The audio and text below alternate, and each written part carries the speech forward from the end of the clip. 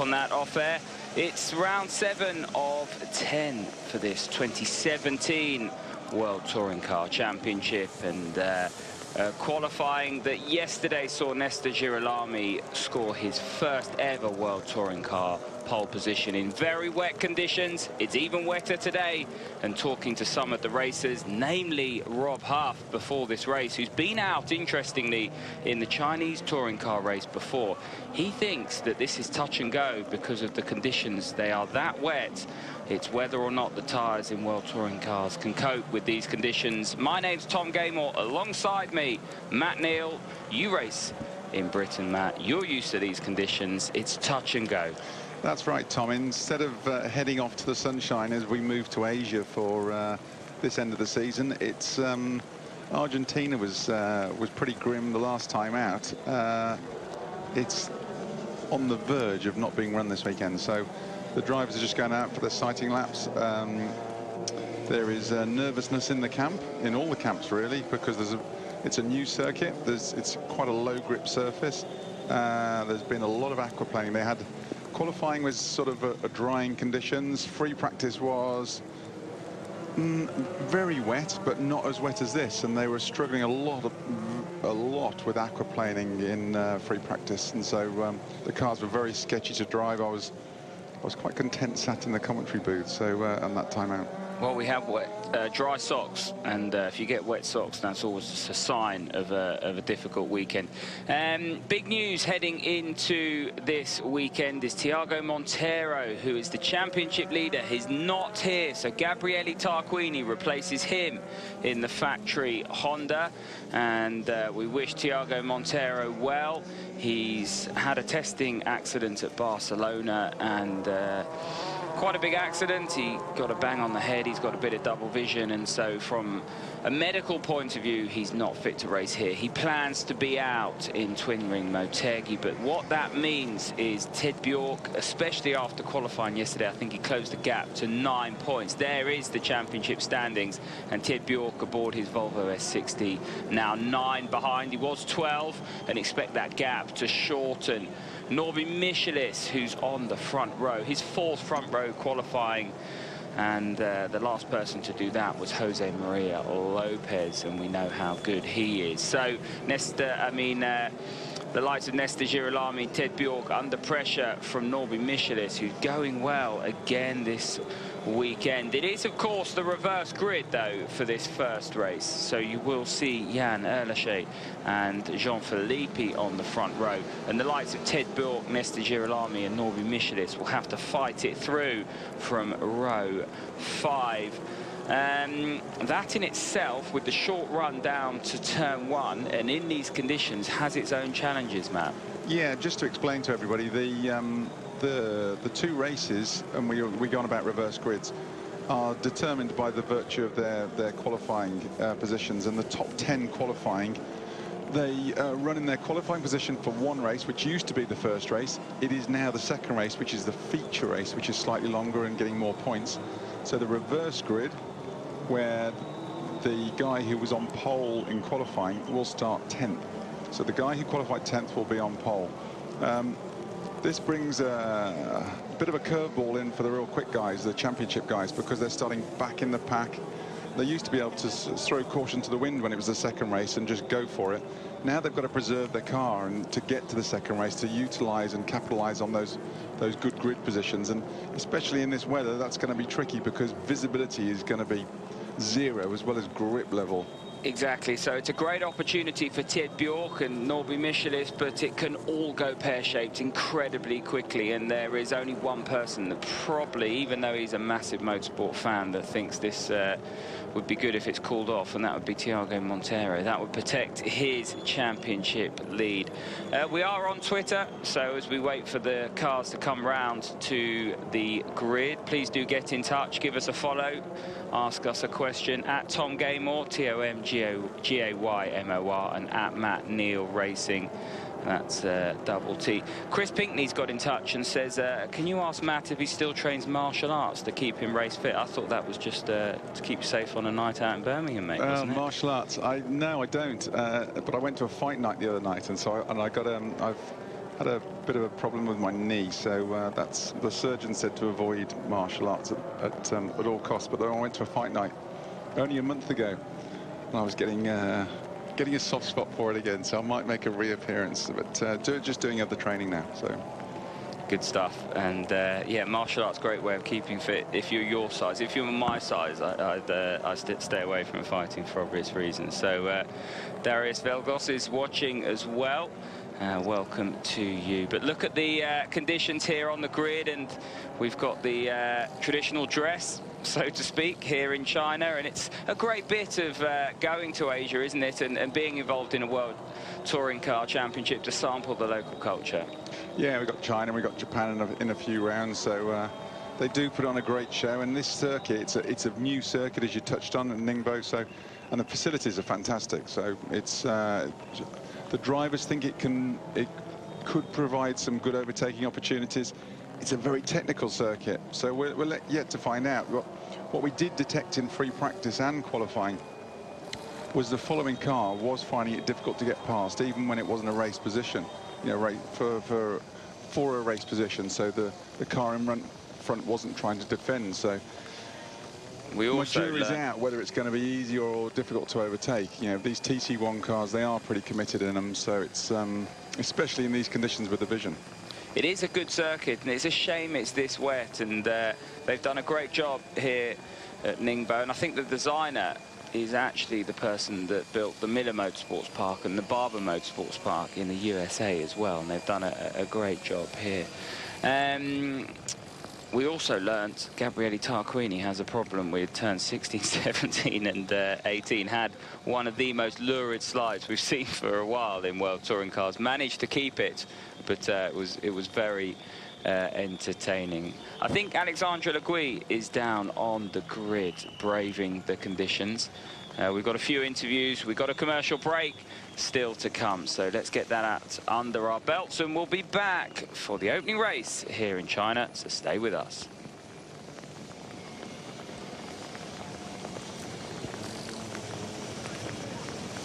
Down here, we've had a few races already here in China, but it is very wet. Rob Huff has been out in the Chinese Touring Car Championship, and he said himself that he's not sure the World Touring Cars can cope with these conditions, but they will try and start it, and safety has to be paramount and of everyone's concern. But it's touch and go. It's mainly because of the standing water, and you can see there starting behind the safety car.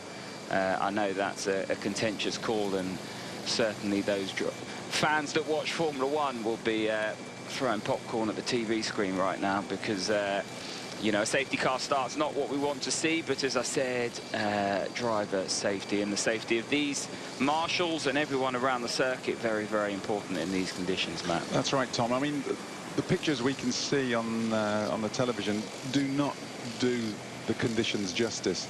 It is so wet. It is so wet out here, and which is a bit of a trait we've got. We've got World Endurance this weekend where it's raining. We've got MotoGP where it's been raining. We've got it's meant to be nice weather this time of year in this side of the world, so it's it's definitely not that at the moment. Yeah, it looks as though there is weather in Asia, so to speak, and I know that the World Endurance Championship have had safety cars and red flags and all kinds of issues in Japan. I think the MotoGP got underway. I won't spoil the result there. That was a brilliant race if you've not watched that yet. But we're all set for the World Touring Car race. It is round 7, of course, and then after this we will go across to Japan, and then it's off to Macau, and we finish in Qatar. Who's going to be crowned the 2017 World Touring Car Champion? And that is still very much to be decided. The championship leader, Tiago Montero, is not here. Gabriele Tarquini, the Italian star, is in his place, and he's been pretty impressive so far this weekend. Didn't quite put it together in qualifying, but certainly provided us with the most entertainment on his lap, and it's good to see the Italian back. Yeah, he's Honda's super sub, and he, to be fair, he did an amazing job in qualifying. You know, It might have been different. It had been dry with the G-forces and everything in the car, but considering he hasn't sat in the car since this time last year, he jumped in the wet, and he was the fastest Honda driver right up there for a while. He had a bit of a complay in fait accompli in qualifying, but he gets still there. He's still got into the top 5, and he's done a sterling job so far. So due to the conditions, we'll take another quick commercial break. We'll be back and hopefully underway in China, so don't go anywhere.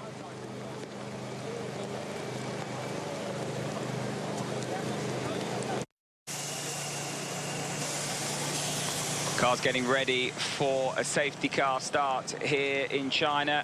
And let's go through the grid. It's Yann Erlacher that starts from pole position, the young Frenchman aboard his Lada Vesta, the Ivan Muller protege. Ivan is his uncle, and expect the Frenchman to go well in these conditions. Got his first win in World Touring Cars last time out, 13 weeks ago in Argentina. Alongside him on the front row is Jean-Philippe, the lead Sebastian Loeb Citroën LSA car. And then it's Nicky Katzberg on the second row with Esteban Guerri alongside him. So a Volvo and a Chevrolet on the second row. That means there's 4 different manufacturers in the top 4. Tom Chilton heads up the third row with Gabriele Tarquini, the Italian superstar, starting 6th. Then it's Rob Huff and Ted Bjork, so into the championship contenders, so to speak. They are on the 4th row. Norby Michelis and Nestor Girolami will round out the 5th. Ria Mishigami was meant to start 11th, but he's at the back of the grid due to an engine change. Kevin Gleeson also had power issues. He starts 12th. Mehdi Banani's 13th, a real difficult qualifying session for him. He's equal on points with Tom Chilton, and that's for the Independence Trophy. He'll rue yesterday. He must come forward. Tom Coronel's 14th, then it's Daniel Nagy. Philippe de Souza, who's making a return to World Touring Cars. His last outing was in 2011. Zolt David Szabo, who had an engine change overnight, didn't do any running in free practice and qualifying, is, I'm hearing, allowed to start at the back of the grid. He made his debut on the international stage in Argentina last time out, and he's a European touring car star. So the grid on the screen there is the young Yann Erlacher, and he will start from pole position. He's the driver, along with Jean-Philippe, that has a perfect and clear view down to turn 1. And in these conditions, okay, it's a safety car start. If we do go green, that is everything that you want. For the rest, it's going to be very, very difficult and treacherous. Track position will be king here just because of vision. But saying that, young Erlacher, he will be the first if he gets the Lada Vesta off the line well. He'll be first to encounter the conditions, and I know full well from that from Donington this year. You know, some of the puddles or lakes as you can walk into or drive into, you can't see them, so you just hit them, aquaplane, and then the guys behind you can react accordingly. So it's going to be tricky wherever you're on the grid, but I'd rather be starting at the front where young Yann is, that's for sure. We're about to get underway here in China for round 7 of 10. It is a safety car start, and it is the opening race of the day. The weather is meant to get worse, so not being a pessimist, I'm just being realistic. But we do have the main race still to come after this opening race, and we do hope we get some green flag action. But as it stands, the 15-second board is out, and then the lights will go green. The safety car will pull away, and that Volvo was having quite some fun yesterday before qualifying, wasn't it? Yeah, the Bruno Carrera, the safety car pilot, he was having some fun in the wet conditions yesterday. Just to touch on the Thiago Monteiro Honda situation at the moment. He's not here. You mentioned it earlier, Tom. He had a testing accident in Barcelona where he had a brake failure in his Honda Civic, and physically he's perfect, but he had a head injury, which he's got a hangover from concussion, which is giving him double vision. So he's been pushing hard to get back, and he was trying hard to get back for this race, but the doctors wouldn't sign him off. He can basically see, if he closes one eye, he's got perfect vision. If he closes either eye, he's got perfect vision. But if he opens both eyes, he still has double vision, which is causing him a drama. Now they're saying it will heal, so he's still he's pushing hard and working hard with the doctors to try and get back for Japan in a few weeks' time. If he's going to miss a race, this is probably the race he's going to miss, because the Hondas are fully laden with the success ballast, because Thiago did have a good round at Argentina 13 weeks back, which was the last race. So he's the wounder is he's the championship leader, and he's been working so hard. He's been on a roll. He's been having a great season. It's his best chance of a world championship. It's Honda's best chance of a touring car world championship. So it's going to be touch and go.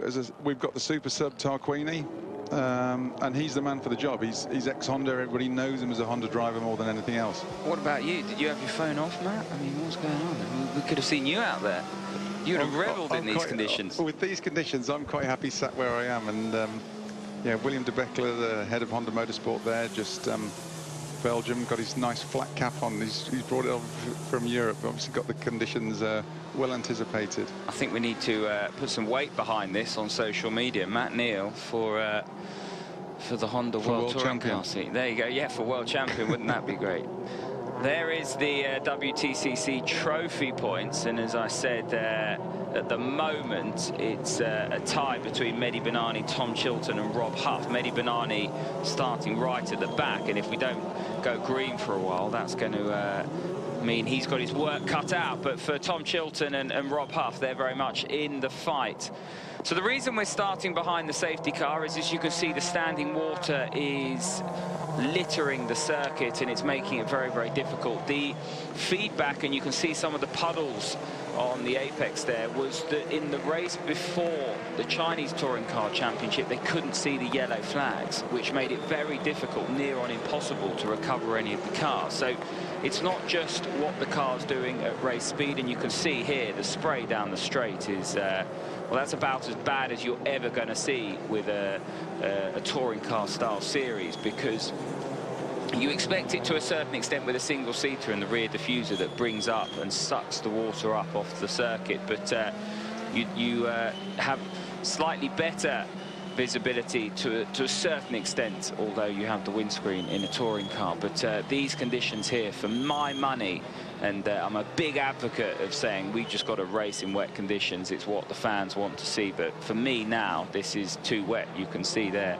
very, very difficult to make this. Yeah, I'm not a fan. I must admit, I'm not a fan of safety car starts. But in these conditions, you know, I've been sat in the grid before now and thinking, and saying quite vocally, we can't start. And I think sometimes TV takes precedent, and TV schedules, and it's all about entertainment, and the show goes on. So it's a very marginal line. You know, the people who are organising and policing the championship have to walk between keeping the championship alive, keeping the entertainment going, and driver safety and car safety. So we're at one of those points, aren't we, where they're walking that fine line, but it's not nice out there at all. Yeah, seems to be fine. Seems to be fine to race. A little bit of standing water into the usual zones, but nothing crazy. Nicky Katzberg agrees with everyone there.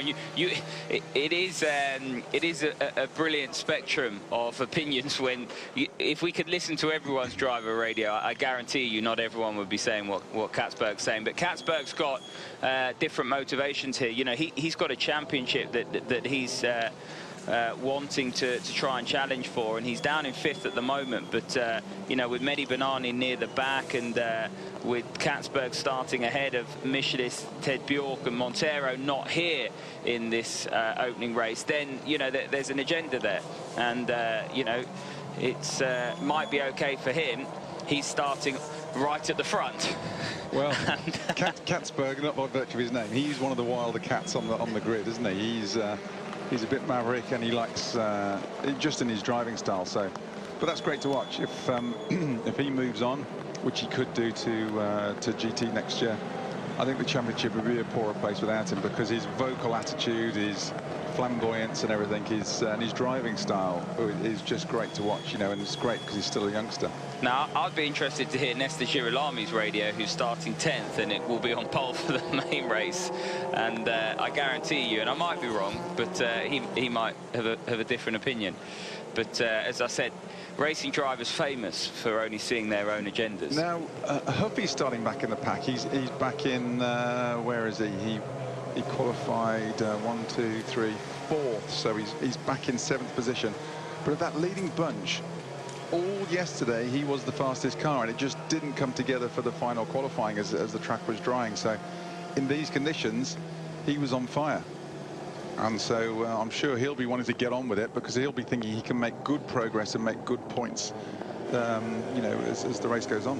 Well, the FIA World Endurance Race over in Japan, Fuji is now under red flag conditions because of the situations that they've got over there with the weather, and we're under a safety car start here in China, and the safety car will be in this lap, so we are going racing. We're going to get what we want, and that is a show, that's for sure. And everybody sit perched on the edge of your sofas, because come the end of this lap, the Volvo safety car will peel into the pit lane, and Jan Erleschee, and the lights go off, will be the car that leads the field down to turn 1. This is going to be a spectacle, that's for sure, and the drivers are going to have to dig deep and use all of their skill and ability to make this count. Yeah, there'll be a nervous time for the drivers here. The Lada Vestra has been historically good in these conditions, as has young Erleschee, so it's just a great opportunity for him. Jean-Philippe is a bit more suspect behind, so could be a bit of a bottleneck for the others, but I don't think they'll all get around the first lap. Right, we're about to wait and find out, because here comes Jan Erleschee through the last corner. He'll lead the field across the line. It's a textbook restart for him. Jean-Philippe's sort of gone with him, but not close enough to challenge down into turn 1. And then you can see behind, it's Nicky Katzberg, the blue Volvo S60. And I use that term, see behind, lightly, because as you can see, a lot of the cars very tentative through that first kink, and the majority have made it into turn 1. That's a good sign.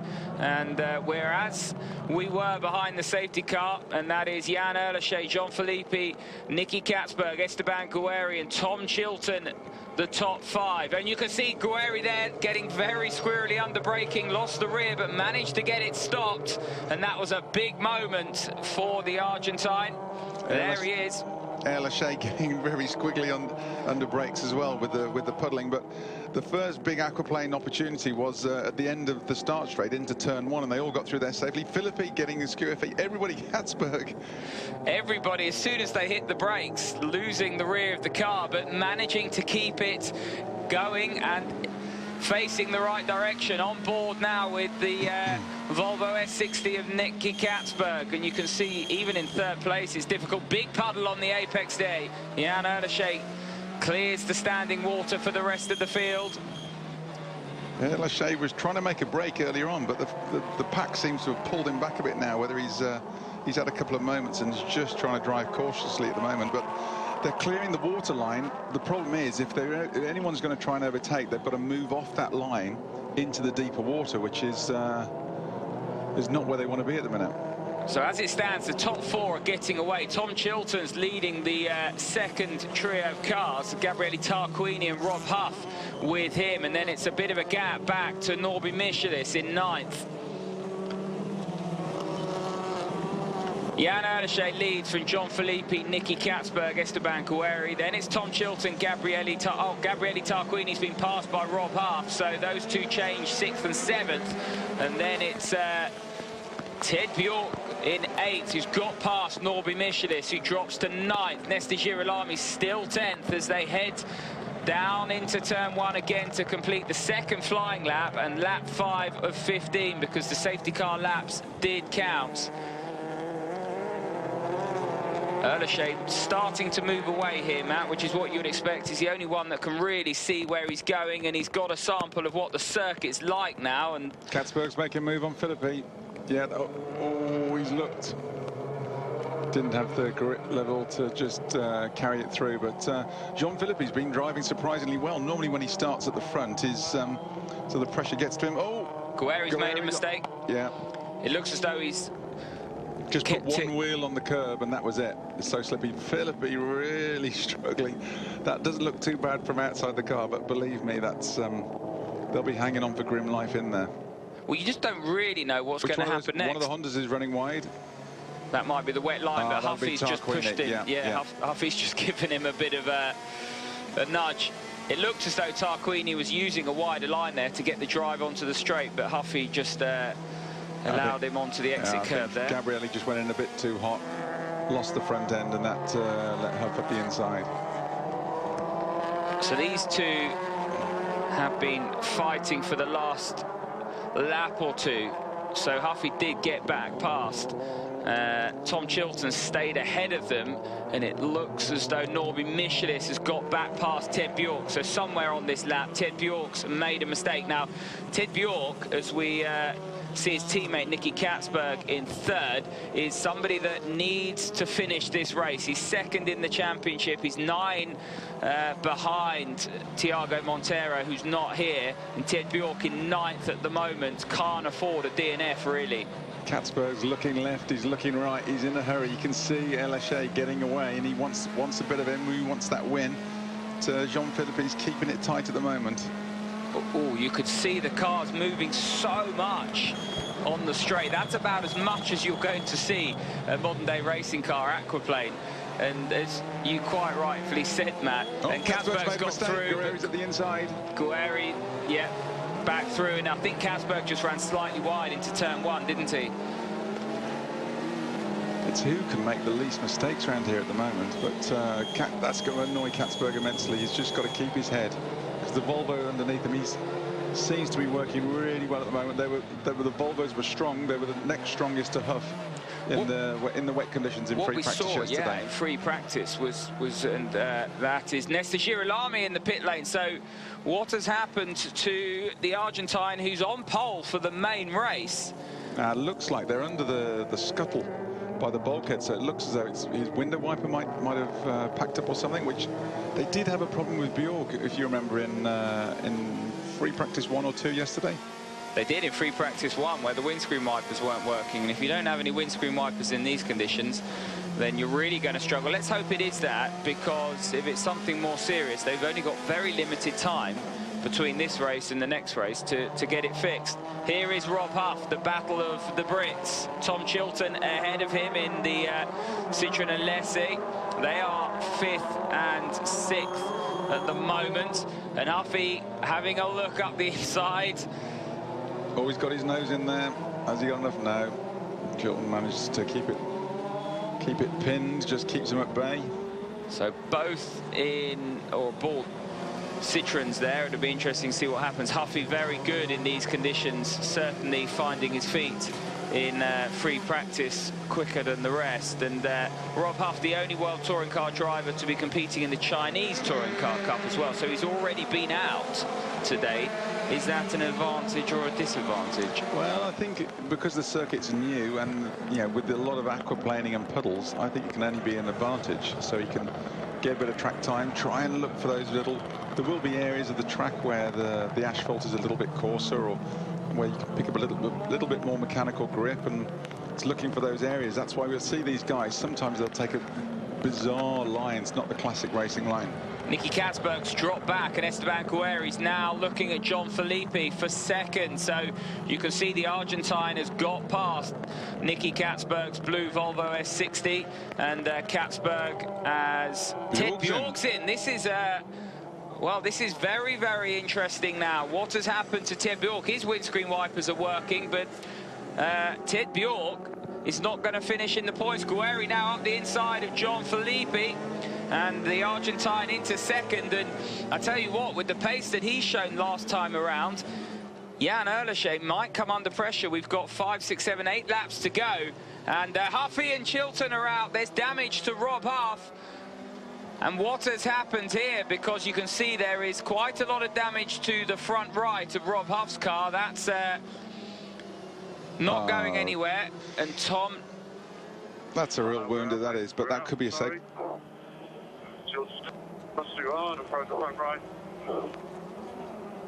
So these two are fighting for the Independence Trophy. They're equal on points for the Independence Trophy, and Mehdi Banani, who looked like he was out the running, is now going to capitalise on this. Tom Chilton 6th overall, Rob Huff 7th. That curtails Rob Huff's championship challenge, certainly. And Mehdi Banani, as I say that, was it Banani that he crashed with, not Chilton then? No, it was Chilton. It was Chilton, this yeah. This is a separate thing. This is a separate situation. Banani's in the pits. Banani is in the pits, so as I said, Banani's going to capitalise. Well, it's all happening here. Safety car out because of Rob Huff and Tom Chilton's car, and that's going to back Jan Erleche right up into... It's a shame for Erleche. He's... yeah. So Banani's actually brought it in and parked it in. Huffy's having one of my seasons. Can't keep up with what's going on there. Right, talk us through this, Matt. All right, let's see. Huffy's looking for an opportunity. Chilton gets a bit squiffy coming out of there. Huffy's gone for the inside. Chilton runs wide. He's seen an opportunity. Is he far enough alongside? No, you can see Chilton well in front at the moment. It's the left. Oh, just aquaplaned. Chilton's gone wide again. Come back, bang. Well, whose fault was that? Huffy saw the door open, went round, seemed to give Tom room as Tom came back on. Two clashed. They do seem very fragile on the suspension, those Citroens, don't they? There wasn't a huge amount of contact there, was there? They wouldn't last very long in British touring cars. What was really interesting was how big the moment was that Rob had under braking and managed to just... It wasn't under braking, was it? It was even halfway down the straight he had a moment. It was one moment to another moment to another moment.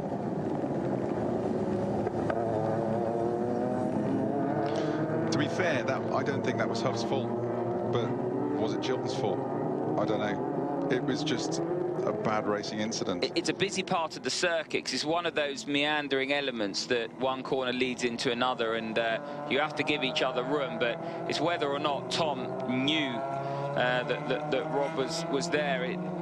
I know that sounds elementary, but it is, like I said, a very busy sequence of corners, and if he did know, sorry, then the contact was minimal. You know, there's not much more that... Yeah, we had Norby Michelitz on Friday saying there was so many overtaking opportunities on the circuit. I'd like to see him at the moment because it looks incredibly tricky to pass and see an opportunity. You know, we had Katzberg, who was much quicker than Philippi, and then he was struggling to get past. Big aquaplaning in braking zones into turn 1, and I cannot go on power out of turn 5, 6. The car doesn't handle the standing water at all. So has he changed his mind there? Now he's not going to face the people ahead of him. Nicky doesn't sound so happy now, does he? Exactly. Every time to go a little bit faster. Yeah. But he's faring better than his two teammates. So this blows the championship wide open with Bjorg not scoring and obviously Montero not here. If Banani's had contact here with somebody because there's a lot of work going on, and again it's front and rear suspension elements that are being changed. But Michelitz, obviously Huff's not going to score, Bjorg's not going to score, Montero's not going to score, so Katzberg and Michelitz, they're in the pound seats at the moment. Okay, they're back in 4th and 5th position. Well, Michelitz, they need to stay there. They need to finish. Michelitz especially so because, you know, he's 3rd in the championship and he's only 25 points behind Thiago Montero. Now you get 25 for a win in this opening race, 12 if you finish 4th. Norby will start the 2nd race on the front row, so he's absolutely got to finish this race and score strongly, and he's right there. The big thing is a few rounds ago there was sort of rumours and mooting, should Michelitz start playing wingman for Montero.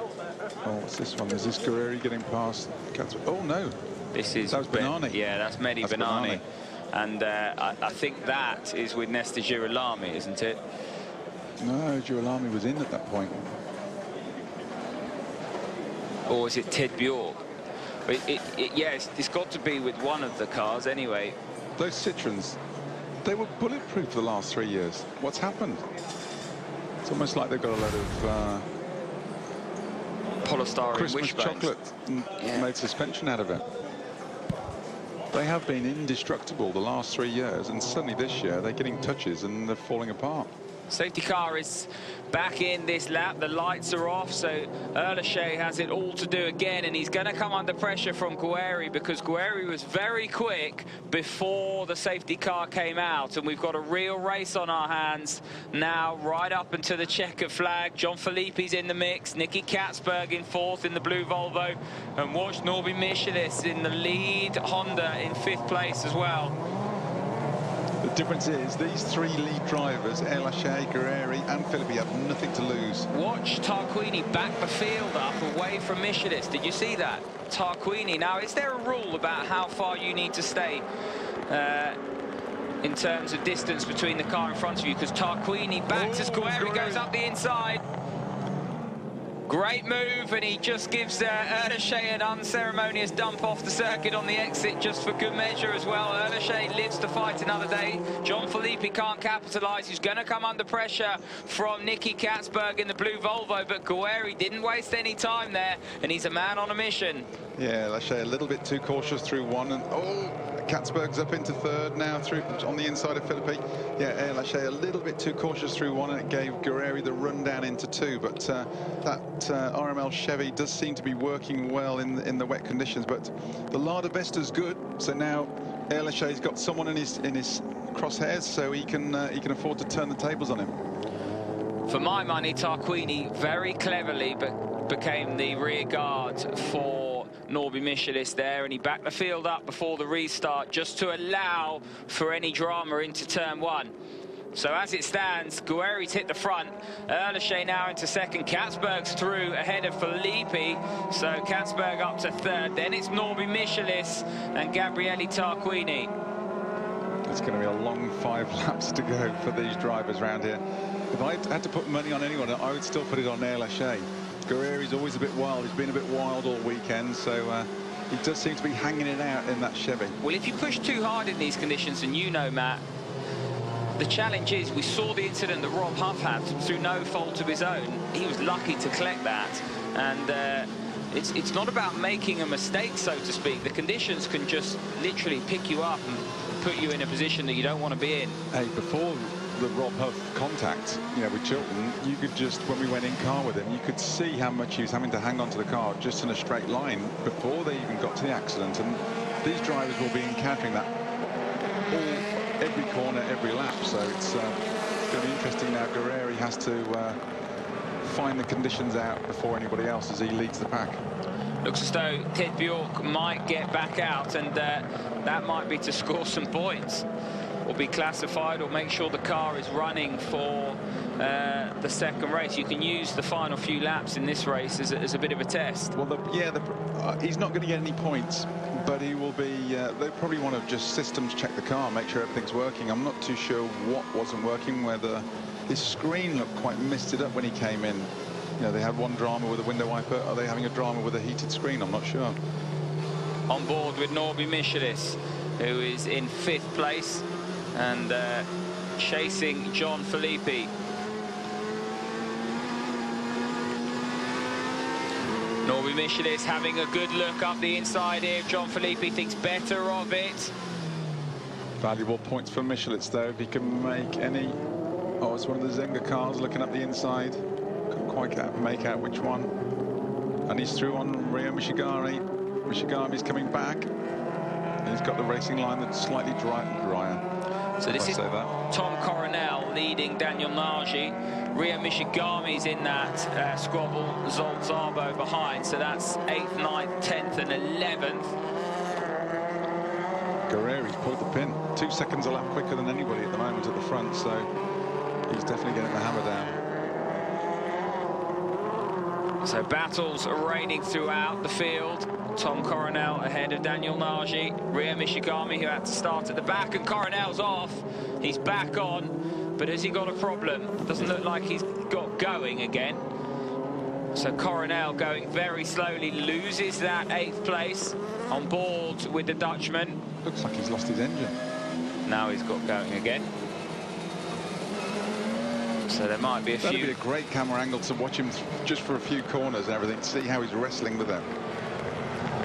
Lachey struggling to keep up with Guerrieri. He has pulled the pin, and Nicky Katzberg settling into third place, not really putting Lachey under a huge amount of pressure, but nevertheless going well in third place. Let's listen to him. Michelitz was a second lap quicker than John Philippi. Is getting worse. I think we need to stop. Copy that, Nicky. Just give us one more lap, mate. So Nicky Katzberg, now he's got third place. you just can't script a driver's point of view, can you? Paul Ridgway, his engineer, ever the calm voice on the other end of the line. Yeah, look, give us one more lap, and the next lap will be, oh, just one more, and then it's, oh, it's one to go, Nicky. So. Right, so we've seen Zolzarbo go off at the end of the straight. That was Sousa, wasn't it? De Sousa? Oh, he almost held it. Did he? No. Yeah, it is the second of the Zengo cars. These are his first few laps at the weekend, and what a way to get yourself into the weekend in conditions like this. Esteban Guerrieri going very well out front. Yeah, he's got it under control at the minute, and he's gone even faster on the last lap. So Guerrieri won the first race of the year and hasn't managed to get back on the top step since then. That was right back in Marrakesh, and this is a great opportunity to get his second win. Tom Chilton looks suitably frustrated there. And also, I think it'll be John Philippi's best result of his World Touring Car career, and if he gets a fourth this time out. Yeah, his top finish so far, 7th this year. So John Philippi going very well. He's got Tarquini under pressure as well. Tarquini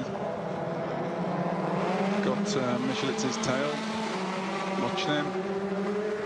Michelitz doesn't seem to be able to, or prepared to make any progress into Katzberg. He's got a nice safe fourth position now, some solid points. I think they'll all be just waiting and looking for the checkered flag now. Who'd be an engineer or team manager in these conditions? You probably get a few more grey hairs. The order as it stands: Esteban Guerrieri leads from Jan Erleche in second, Nicky Katzberg is third, then it is Norby Michis, Gabriele Tarquini fourth and fifth, John Philippi down to sixth, Kevin Gleeson's now seventh, ahead of Daniel Nagy in eighth. 2 laps to go. We're on board with the Italian super sub, and he's not going to do anything stupid here, is he, Gabriele Tarquini? He knows the role he's playing this weekend. But how many times have we said that with Tarquini's career? He's not going to do anything stupid now. No, I think Gabriele's a safe pair of hands for him. He's again, he's got a good wild side, so that's why we love him. But I think he knows his place, knows his job this weekend. Anything can happen in these braking zones, though. If you lose the car, you lose your ability to slow the car down, and well, the next car up the road is Norbert Michelis. Doesn't bear thinking about. If you're a Honda man, and that just cements the fact that these conditions are very, very treacherous still. His times have now dropped off by a good second. Oh, here's the explanation. They're best mates as well, these two. Well, what can you say? They're both out the race. It's just unfortunate. It's a shame because they had 2 solid finishes, the pair of them, and both needed it for the Yokohama Trophy, but Huff also needed it for the outright. He needed to make inroads into Montero and Bjorg out. He needed to try and get some solid points on the board.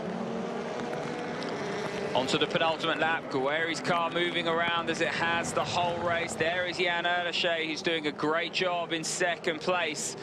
And as I said, he scored his best result last time out in Argentina. He's going well again here. We're on board with Daniel Nagy. And that looks as though it's Kevin Gleeson in the middle and John Philippi ahead. And Nagy just backing off sensibly into turn 1. You can see Gleeson's car moving around. He's looking for the inside. This could be Gleeson's best finish of his of his World Touring Car career as well. Well, John Philippe, ever since you commended him, has been going backwards now, Matt. Look what you've done. So he's in 6th at the moment. His best finish this year is 7th, but Kevin Gleeson just running wide and couldn't get the car slowed down. I don't think he's going to lose his place, and plenty of water there on that entry curb, wasn't there? Like my little 8-year-old there, looking for the puddles and going, wants to stamp in them. Yes. In this game, you're doing your best to try and avoid them, but when you do find one, it's can cause all kinds of trouble. Still on board with Daniel Nagy. There is Kevin Gleeson, the meat in the sandwich. The two Hondas at the moment 4th and 5th, and look safe in that sequence.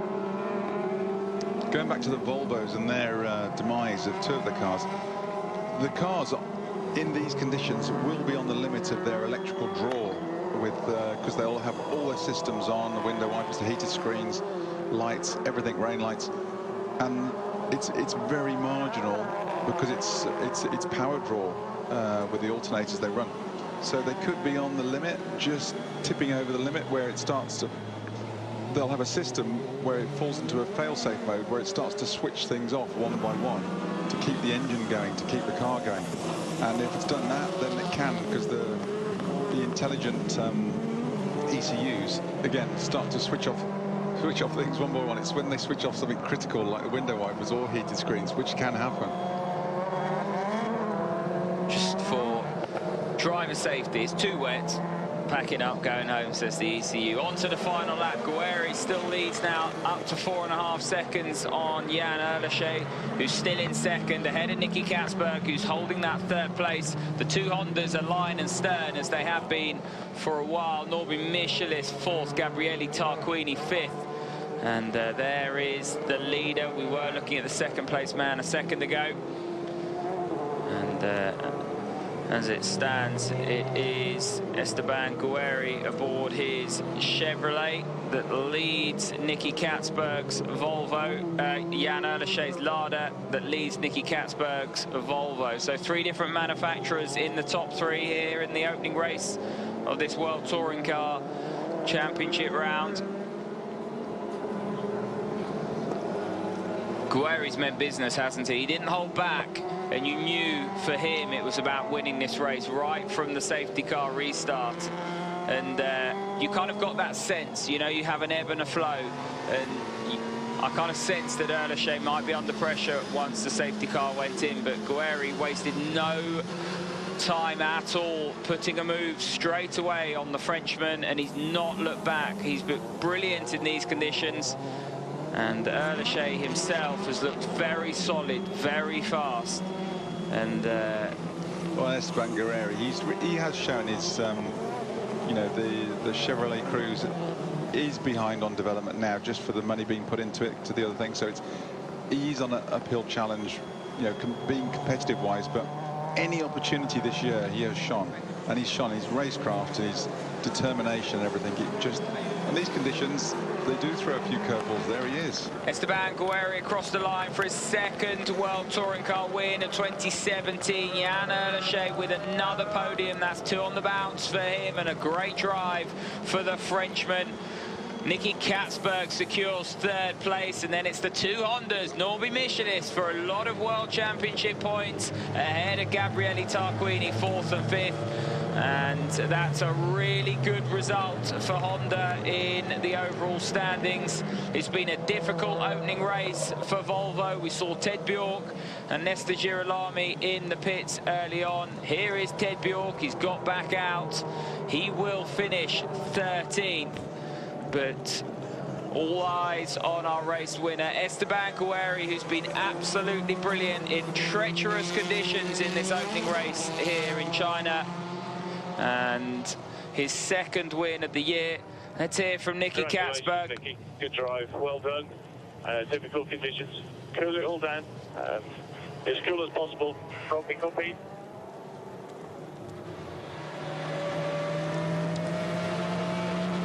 Well, Katzberg shouldn't be too disappointed. He's got a podium. He's got some good, solid championship points, so that closes him up. So for Katzberg and Michel, I think it's a case of job done in that race 1. Jan Erleschet, before the last round in Argentina where he won, his best finish of the year was 8th. He's now backed up his win with a strong 2nd place. That just shows once you believe that you can do it and you get the opportunity, your season can really start to turn around. Yeah, I mean, he has shone. He had that win. Where was it? Well, that was last time out in Argentina, yeah. Termas de Rio Honda. So again, the Lada team, they are restricted on development just through finances this year, and so it is a bit of a tough season for him. But Erleschet, he's showing his mettle. He's definitely a Muller-esque ringets neck driver, which is great to watch. And you know, he's a lovely lad out the car as well. He comes across with an intelligent or an intelligent head on a set of shoulders, so to speak. WTC trophy points. Huff with a lead now over Mehdi Benani. 1 point. How does that work? Because none of them finished. I'm just about, as I was reading that out loud, I just thought, oh no, he had to, he qualified in the top 5, so he'd have got a point for top 5 maybe qualifying, but that would have been overall championship. No, yeah, he did. Yeah, he did. So that would have been 1 point. So that's his point advantage. But because he's not classified. No, I think you've hit the nail on the head. So we've got to the bottom of that.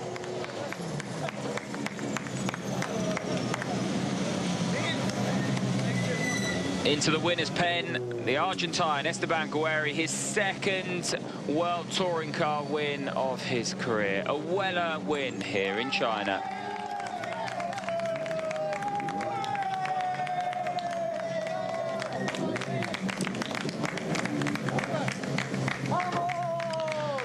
Mami querida, feliz Día de la Madre, te amo.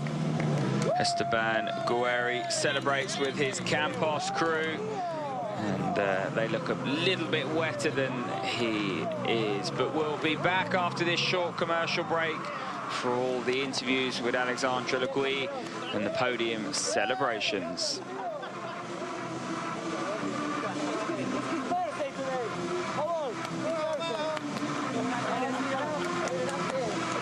Podium aboard his Volvo S60. Norby Michelis, though, I think will be the happiest. Gabriele Tarquini 5th. Well, Ted Bjork was 2nd in the championship. He missed out. Mehdi Benani, Tom Chilton, Rob Huff, all in the wars.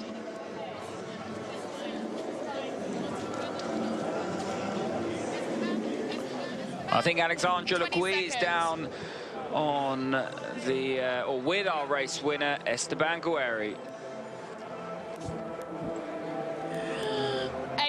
Very happy, very fast. The Argentine, you made a very good move there after that safety car came in.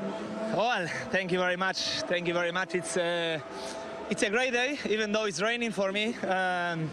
It was a very nice race. I was patient in the beginning. I see what my pace was. I tried to understand the difficulty of the circuit. And then once I saw where I could attack, I started doing it. I took profit from Katzburg little mistake. Then I got Filippi, and then after the restart, with the Lager a little bit tight, the maneuver, he went into the inside to try to block me, but I was already there. So yeah, great race. After that, just try to cruise around, make a gap, and drive properly. So very happy. And well, we saw a couple of slides from you later on, but generally on the whole, your car looked very, very solid, considering the carnage that was going on around you. Yes, definitely. It wasn't easy. I had some moments. Even when I was leading, I started to lose a bit of rear stability. So, well, I just tried to keep the gap. You know, I didn't want anybody to bother me. And in the end, it's a great effort, team effort from Campos Racing. Thank you, guys. Gracias, amigos. And let me speak in Spanish. Gracias a todos los que están del otro lado de la tele en Latinoamérica, en Argentina, y sobre todo para mi mamá. En este día, vieja, feliz Día de la Madre, Esterquita. Te quiero muchísimo, te amo. Y a todas las madres, un saludo grande. The Argentines will be very happy. Well done. Thank you. Championship points look like that. Ted Bjork still 9 points behind Thiago Monteiro. Norby Michelis has moved right up in 3rd. I said he was the big winner. There's your proof. Nicky Katzberg 4th.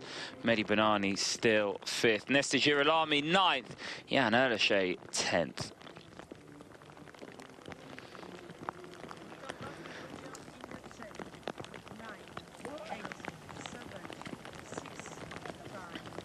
I think the drivers are making their way out onto the podium. There they are. Esteban Guerri really pleased. Jan Erleche in second. Nicky Katzberg third. It's been a soggy affair here in China. Thank you very much for watching. Those of you that kept us company on Twitter. Cheryl Fletcher says, well, as the WEC is under red flag conditions, we're stuck with her.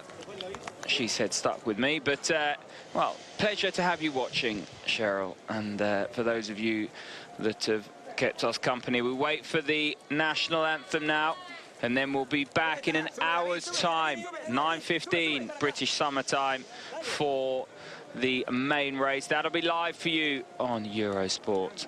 Who will be able to win that? Nesta Girolami, will he get back out? He starts from pole position. Mechanical woes. Esteban Guerri now asking where the Argentinian anthem is.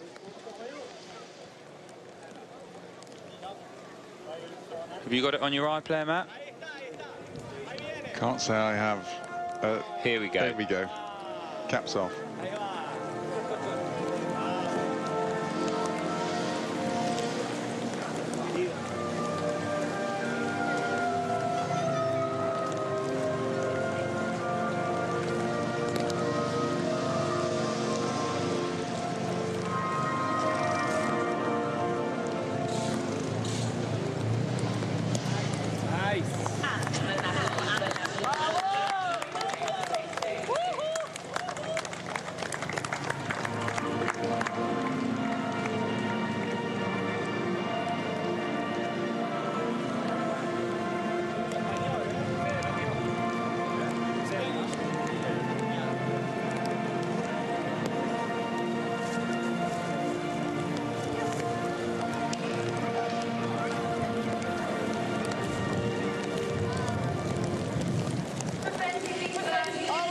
There is Nesta Girolami cheering on his countrymen.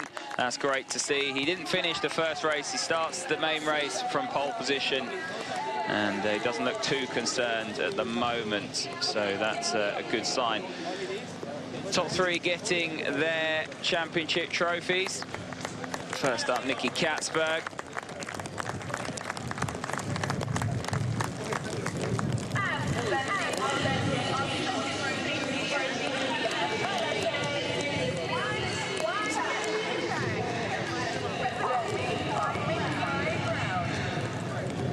Rain continues to hammer down here in China as Jan Erleche gets his second place trophy.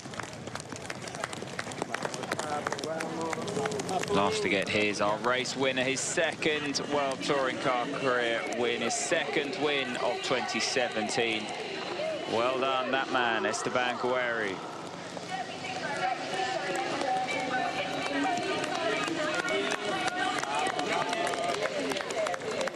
Well, it's a quick exit from myself, Tom Gaymore, and Matt Neal. We'll be back at 9:15 British summertime, 10:15 Central European time for the main race live for you on Eurosport, coming up from a wet Ningbo circuit. But from now, it's bye from us.